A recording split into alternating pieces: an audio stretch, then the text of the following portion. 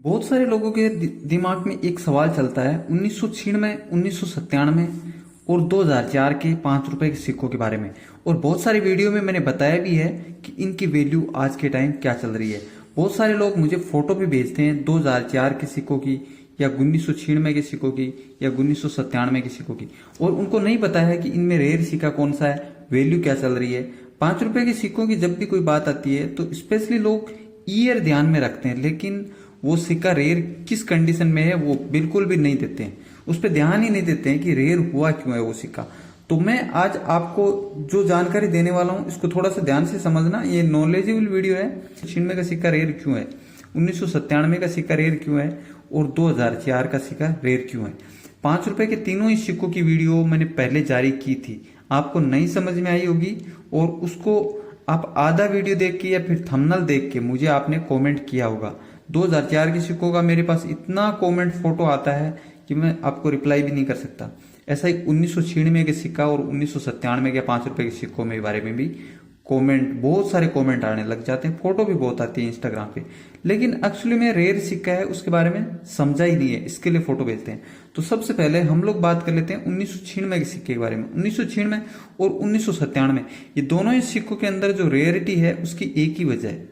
ये जो 5 रुपए के सिक्के हैं ये कॉमन सिक्के कभी भी आपको एक ज्यादा वैल्यू नहीं दे सकते हैं, जैसे इसकी फेस वैल्यू है उससे ज्यादा नहीं मिल सकती है। पहली कंडीशन ये होती है कि आपका सिक्का हमेशा ही एक अच्छी कंडीशन का सिक्का होना चाहिए। एक्स्ट्रा फाइन या यूएनसी कंडीशन में सिक्का होता है तो उसकी एक वैल्यू होती है, कॉमन सिक्के की वैल्यू नहीं होती है। जैसे इस सिक्के को आप देख सकते हैं, इस कंडीशन में इस सिक्के की कोई खास वैल्यू नहीं होगी। अगर ये इसके अंदर रेयरिटी है तब भी वो सिक्का रेयर नहीं होगा, क्योंकि घिसा पिटा सिक्का है, उतनी खास वैल्यू नहीं होगी। तो सबसे पहले तो आपके सिक्के की कंडीशन देख लेनी है, उसके बाद इसमें जो रेयर बनाता है इन सिक्कों को वो क्या है उसके बारे में भी जान लेते हैं। सिक्के को पलटी करके देखते हैं, अगर कोई भी इसमें एरर है तो पता चल जाएगा, कोई एरर नहीं देखने को मिलता। ऐसा ही 1997 के सिक्के में भी कोई एरर नहीं देखने को मिलता है। 1998, 1999 के सिक्कों के बारे में मैंने पहले बताया था आपको, वो दोनों सिक्कों के अंदर एक डाइवेराइटी देखने को मिलती है, उसकी वजह से वो सिक्के रेयर हुए हैं। लेकिन ये 1996 और 1997 ये कोई अशोक स्तंभ देख के रेयर नहीं बोल सकते हम लोग। इनका जो अशोक स्तंभ है वो सेम इसी अशोक स्तंभ के साथ इन सिक्कों को इश्यू किया गया है। रेयर होने की जो वजह है वो है इन सिक्कों के अंदर एज वैरायटी। ये जो सिक्के हैं ये हैं सिक्योरिटी एज के, सिक्योरिटी एज के साथ में जारी किए गए हैं। लेकिन जो रेयर सिक्का होता है उसकी एज अलग देखने को मिलती है। ये भी सिक्योरिटी एज है 2004 का, लेकिन 2004 दूसरी वजह से भी रेयर है। इसके लिए इसको एक बार साइड में करके ये दोनों सिक्कों के बारे में थोड़ा सा मैं समझा देता हूं आपको, ये सिक्के रेयर कैसे हो गए।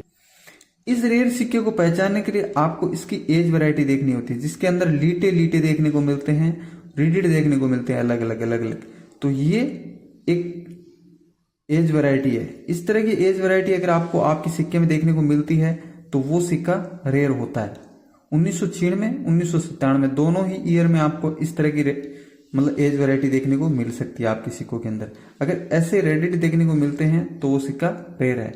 सिक्योरिटी एज में तो कॉमन है 1996 और 1997 का। अगर आप इस तरह की एज वैरायटी देखते हैं 1996, 97 में, मतलब जिसके अंदर आपको रेडिट देखने को मिलते हैं, तो वही सिक्का रेयर होगा। अब बात कर लेते हैं 1997 के सिक्के में, तो उसमें भी आपको यही सेम देखने को मिलेगा। अगर इस तरह की रेडिट एज देखने को मिलती है तो वही सिक्का रेयर है।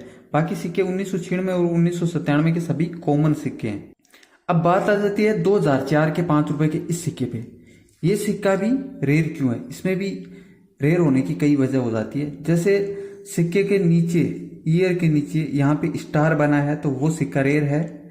यहाँ पे कोई भी मिंट मार्क नहीं बना है 2004 के नीचे तो वो भी सिक्का रेयर है, कॉमन नहीं है।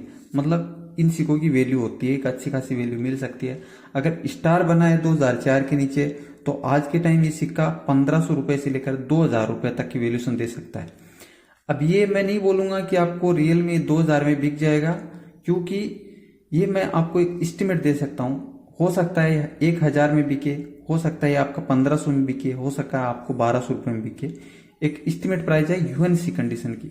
इस तरह का सिक्का है तो आपको शायद 500 रुपये भी कोई नहीं देगा, क्योंकि ये कंडीशन में नहीं सिक्का, बिल्कुल ही घिसा पिटा है। लेकिन यहाँ पे दो चीज देखने वाली है इस सिक्के से, आप ये चीज अच्छे से पता कर सकते हैं, 2004 के नीचे कोई भी मिंट मार्क नहीं है, तो सिक्का आज के टाइम पर धीरे धीरे रेयर हो रहा है, स्केयर की कैटेगरी में है। वैल्यू की बात की जाए तो 350 रुपए तक की वैल्यूशन रखता है ये सिक्का।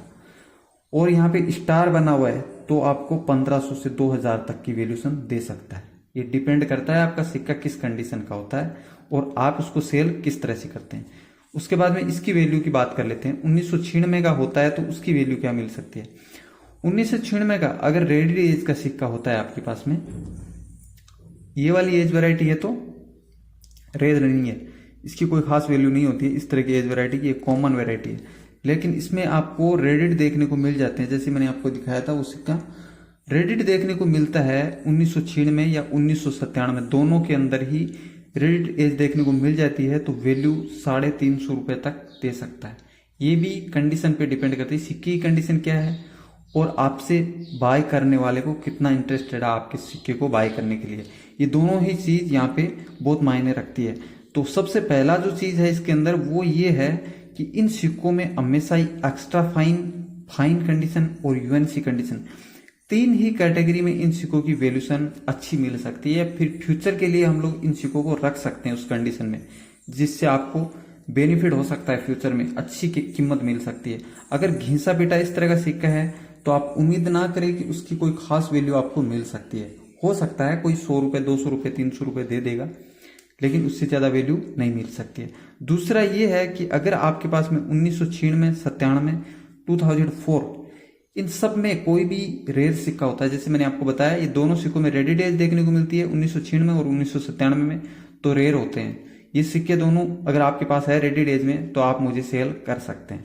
इसके अलावा 2004 का कोलकाता मिंट का और हैदराबाद मिंट का सिक्का अगर आपके पास है, अच्छी कंडीशन का सिक्का है और आप सेल करने के लिए इंटरेस्टेड हैं, तो इंस्टाग्राम नंदुजाट RJ30 पर इन सिक्कों की फोटो भेज सकते हैं और इसके साथ में इनको सेल भी कर सकते हैं। वैल्यू वहां पे फिक्स की जाएगी आपके सिक्के की कंडीशन देख के। अगर आपका सिक्का घिसा पिटा है तो उसके हिसाब से वैल्यू तय की जाएगी, और यूएनसी एक्स्ट्रा फाइन या फाइन कंडीशन का सिक्का है तब भी आपके सिक्के की उस कीमत को हम लोग देख सकते हैं। इसके अलावा अगर आपके पास में कोई एरर कॉइन होता है जिसमें आपको डाई शिफ्टिंग देखने को मिल जाती है या डाई रोटेशन देखने को मिल जाता है, जैसे ऐसे घुमाते हैं तो ये सिक्का ऐसे हो जाता है या फिर इस तरह से आ जाता है, उल्टा भी आ जाता है कोई कोई, तब उसकी वैल्यू एक अलग वैल्यू हो सकती है। तो इस तरह के सिक्के हैं और आप इनको सेल करना चाहते हैं तो इंस्टाग्राम पे कांटेक्ट कर सकते हैं।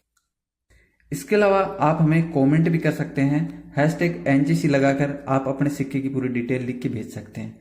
और आपको नहीं पता है आपके कोई भी रेयर सिक्का है आपके पास और आपको उसको कीमत जाननी है, तब भी आप #NGC लगाकर पूछ सकते हैं। तो आप जब भी ऐसे सिक्के देखें, सेल करने के बारे में सोचें, तो इनमें रेडिट एज जरूर देख लें या फिर कोई डाई वेराइटीज देख ले, तब ये सिक्के रेयर होते हैं, बाकी कॉमन सिक्के होते हैं। तो इस वीडियो में दी गई जानकारी अगर आपको समझ में आई तो वीडियो को लाइक कर देना, और आप इस चैनल पर पहली बार हैं तो चैनल को सब्सक्राइब करके बेल आइकन का बटन भी दबा लेना।